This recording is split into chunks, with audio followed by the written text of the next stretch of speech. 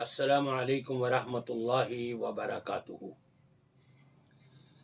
اخبار کی زینت بنتے ہوئے یہ خبر آئی کہ فرانس کی معروف اداکارہ میرین الہیمر نے اسلام قبول کر لیا۔ کس کے پاس قبول کیا؟ کس عالم کے پاس جا کر کے کیا؟ کیا وجہ بتائی کہ بھئی کیوں؟ کچھ نہیں۔ اور پھر یہ بھی ساتھ ساتھ لکھا ہوا ہے کئی مہینے ہو گئے اسلام قبول کیے ہوئے،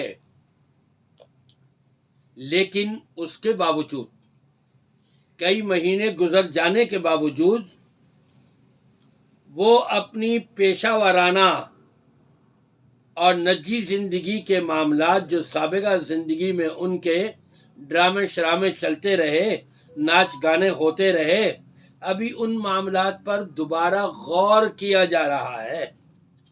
وہ غور کر رہی ہیں آیا یہ چھوڑوں یا نہیں۔ یہ دو متضاد چیزیں۔ جب ایک انسان مسلمان ہوتا ہے، اسلام کو سمجھ کے مسلمان ہوتا ہے، اسلام کی سچائی کو تسلیم کرتے ہوئے مسلمان ہوتا ہے، اور اس کو اسلام جن چیزوں سے روکتا ہے وہ فوری طور پر رک جاتا ہے۔ لیکن ان کو کئی مہینے ہو گئے، بقول ان کے اپنے ہی انسٹاگرام کے اکاؤنٹ پر انہوں نے اسلام قبول کرنے کا اعلان کیا ہے۔ کس جگہ جا کر کے کیا؟ کس کے سامنے کیا؟ کلمہ کس نے پڑھایا؟ کچھ نہیں۔ اور یہی ہمارے پاکستان میں ٹنڈو آدم کے قریب ایک ہندو، بلکہ دو ہندو لڑکی کہ ایک کی 18 سال کی عمر ہے، ایک کی 19 سال کی عمر، ان دونوں نے فلاں عالم کے پاس جا کر اسلام قبول کیا۔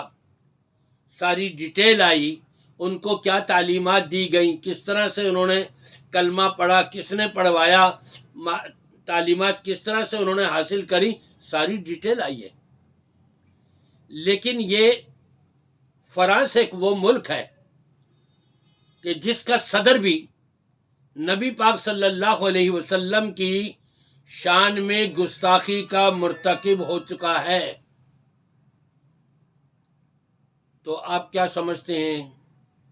لوگوں کا کہنا تو یہ ہے یہ ایک سازش ہے، سازش کے تحت اپنے آپ کو مسلمان گردان کے اب یہ پہنچ گئی ہے وہاں مکہ مکرمہ۔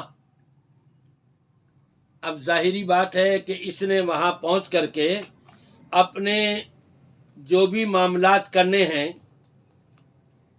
جو بھی وہاں شوٹنگ کرنی ہے، کسی کو کیا پتہ لگے گا، اور یہ کر لے گی اور وہاں سے آ جائے گی۔ ممکن تو ہے نا، امکان تو ہے نا۔ کس وجہ سے یہ شکوک و شبہات کیوں آ رہے ہیں کہ اس نے کس کے پاس کلمہ پڑھا؟ کہیں کسی کے پاس نہیں پڑھا، گھر بیٹھے بیٹھے کلمہ پڑھ لیا اور اپنے ہی ویب سائٹ کے اوپر اعلان کر دیا کہ میں مسلمان ہو گئی، میں نے کلمہ پڑھ لیا۔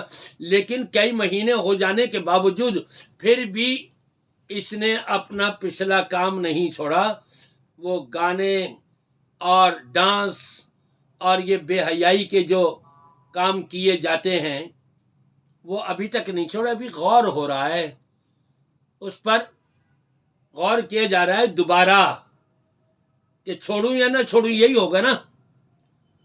تو کم از کم اس چیز کو آپ سمجھنے کی کوشش کریں کہ اسلام کے خلاف کہیں ایک سازش تو نہیں ہو رہی ایک کافر ملک کے توسط سے، کہ جہاں نبی پاک صلی اللہ علیہ وسلم کی شان میں گستاخی کرنے والوں میں وہاں کا صدر بھی شامل ہے۔